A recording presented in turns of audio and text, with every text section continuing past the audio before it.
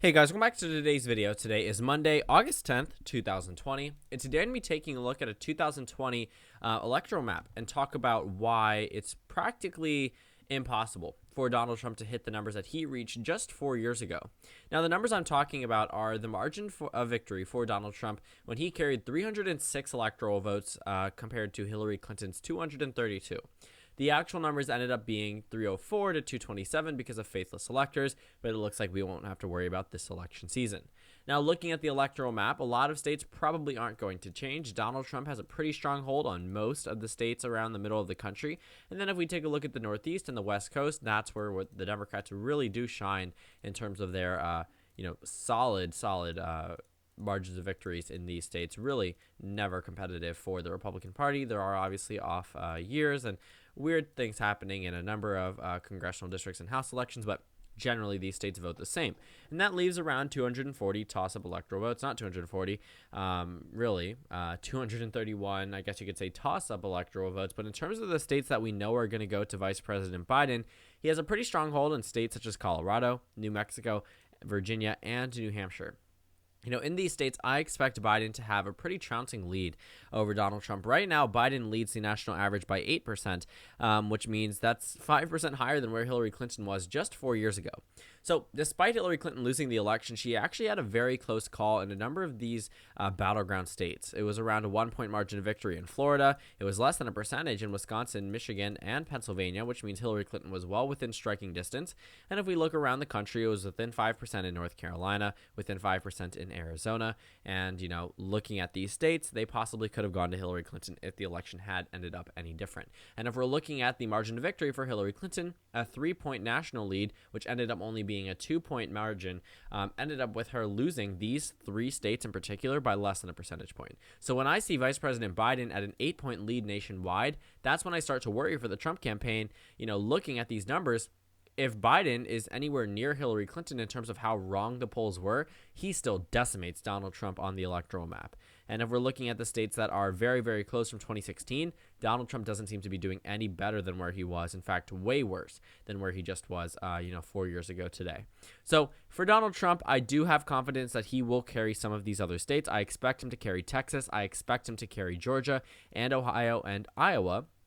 But that's still not enough to put him at the 306. Even in a scenario where I draw some type of alternate reality at this point, because Donald Trump only has a 10% margin, 10% possibility of winning the election, which obviously can change closer to, looking at the chance of winning. Donald Trump at a point in time was at a 44% chance of winning. But if we take a look at the margin now, it's an 80-point margin between Joe Biden and Donald Trump's chances at victory, and Donald Trump has a 1 in 10 chance at winning. So if we move past that and we take a look at the electoral map, these states that Donald Trump really needs to do well in order to even come close to his 2016 margin are pretty solid for Vice President Biden.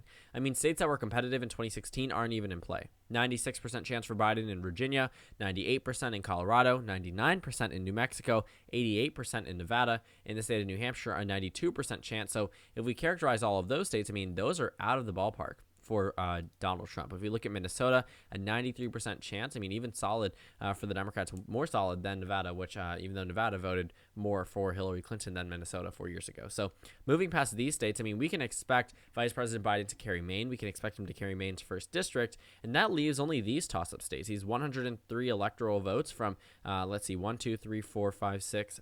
states and 2 districts. Looking at the 2016 numbers, Donald Trump probably should be leading in these states. I'm being very generous by giving him Iowa, Ohio, Georgia, and Texas.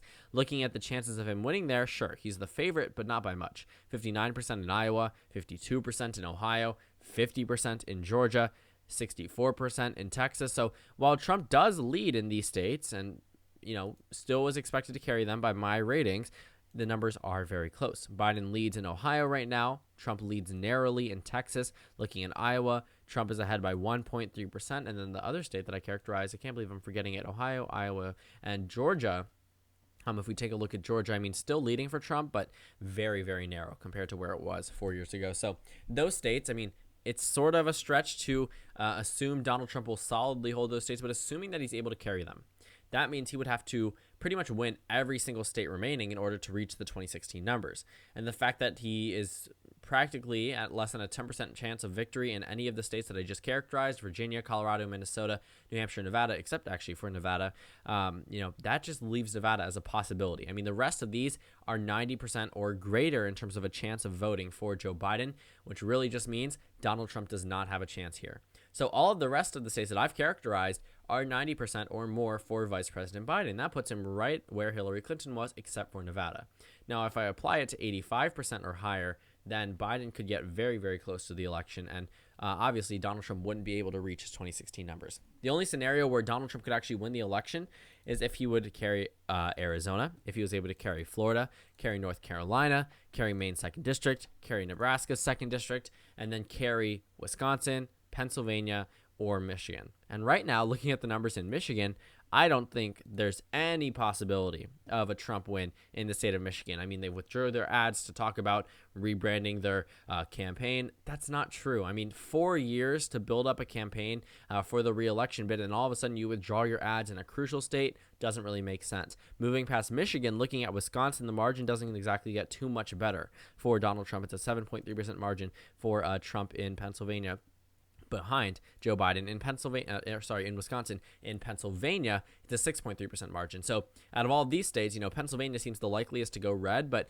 it'll probably be Wisconsin and Pennsylvania voting differently than Michigan if there was to be a scenario in which Donald Trump was able to win these Rust Belt states. And even if he won Nevada, he doesn't reach 306. You see, Michigan is effectively cutting him off from the possibility of even coming close to where he was just 4 years ago. The only scenario where this could happen is if maybe Michigan went blue and Minnesota went red. But the likelihood of that happening is, close to none. And if we take a look at where Biden is doing very well in, it's not just in, the states I've already characterized as blue. He's doing well in Arizona, in Nevada, in Florida, in North Carolina, in Pennsylvania, and Wisconsin, which means that Donald Trump's going to have to fight against a lot more than just a couple of battleground states. This is assuming he holds Texas, assuming he holds Georgia, Ohio, and Iowa. So it's going to be very difficult for me to draw a map where Donald Trump is able to pass 306. The reason for that being he won a lot of swing states in 2016. His 2016 campaign performance was stellar. He did very, very well in a number of battleground states. Outside of the Rust Belt, he ran up the numbers in Ohio, ran up the numbers in Iowa, did North Carolina. He decreased the margin in Texas, Georgia, and Arizona, but did better in Florida than Mitt Romney. So looking at these states, Donald Trump did well in 2016, but not so much to a point where we could see him expand now. If he's only lost voters and his approval rating has dipped and Joe Biden is leading by a larger margin than Hillary Clinton, I literally cannot draw a map in which Donald Trump does better than he did 4 years ago. In fact, I can't even draw a map where he reaches 306. He always falls up short. Looking at these battleground states, again, we have so many of them, and almost all of them would have to go to Donald Trump in order for him to hit that margin. And unfortunately for him, it looks like Biden in Michigan has an 89% chance there, has an 87% chance in Wisconsin, has an 84% chance in Pennsylvania. So these states are starting to become even more solid for Vice President Biden, which means the effective path of 306 or even 270 will be cut off immediately. Without these three states, Trump loses. It doesn't matter about any of the remaining 135 electoral votes. And again, that's assuming Trump can win them all. And what the data is showing is that he can't. Based off polls, Biden would win Arizona. He would win Florida. He would win North Carolina. He would win Ohio. He would narrowly lose Texas, narrowly lose Iowa, narrowly lose Georgia. But other than that, that puts Biden at 351 electoral votes. So I really can't necessarily lie to you. It doesn't matter if you support President Trump or not. You can't deny that he's at a pretty horrible place right now. Looking at the margins on the Economist map, they do have a scenario where he does get above 306 electoral votes, where he gets 319, but the high end for Vice President Biden is 431. So we know if these type of scenarios are equivalent, where Trump is only getting 10 plus more electoral votes than what he got in 2016, is equivalent to a landslide where Biden was able to get 431 in their model. That shows you how unlikely it is. It's as likely that Biden gets 431 electoral votes than it is that Trump gets 319, which is a very, very poor scenario for President Trump. Day after day after day, just in May, Trump had a 25% chance at the presidency. A month before that, looking at these numbers, he had a 38% chance. And then also, if you take a look Just 2 weeks, 3 weeks before that, 44%. So Biden went down pretty significantly. Looking at the electoral votes, at a point in time, it actually did narrow up. So I'm surprised that they don't have it here. I guess they've adjusted for whatever inaccuracies they had back then. But, Trump went from being at 284 to 254, 283 to 255 below Joe Biden, to a lead expanding where Biden is at 353 and Trump is at 185. So a very, very stark difference from where it was just a couple of months ago. So regardless of how, even if I try to spin this election, assuming I'm a Trump surrogate, whatever, if I try to spin this election, I really couldn't find a way where I could get Donald Trump to 306. I don't see him being competitive in Michigan anymore. I don't really see him winning any Hillary Clinton states, which effectively cuts him off from those numbers. It's possible for him to win, though it is super unlikely. And if we're talking about expanding off of his 2016 margin, he probably won't. He'll definitely join the likes of Woodrow Wilson and Barack Obama, meaning that he has, won less electoral votes in his reelection bid, assuming he wins than he did in his first time around. But that's why I don't think Donald Trump could reach his 2016 numbers in this climate. He's underwater 8% nationwide, underwater 7-8% in key battleground states. It's going to take a lot to move this election. So thank you guys so much for watching this video. Make sure to comment down suggestions below. Someone please tell Vice President Biden to announce Kamala Harris as VP. Please check out the Instagram and Twitter at the bottom left of the screen. There's also a Discord link and then a video for you to go ahead and watch, and then a playlist for my 2020 election videos. You can pretty much go ahead and check those out. Again, thank you guys so much for watching this, and I will see you all tomorrow.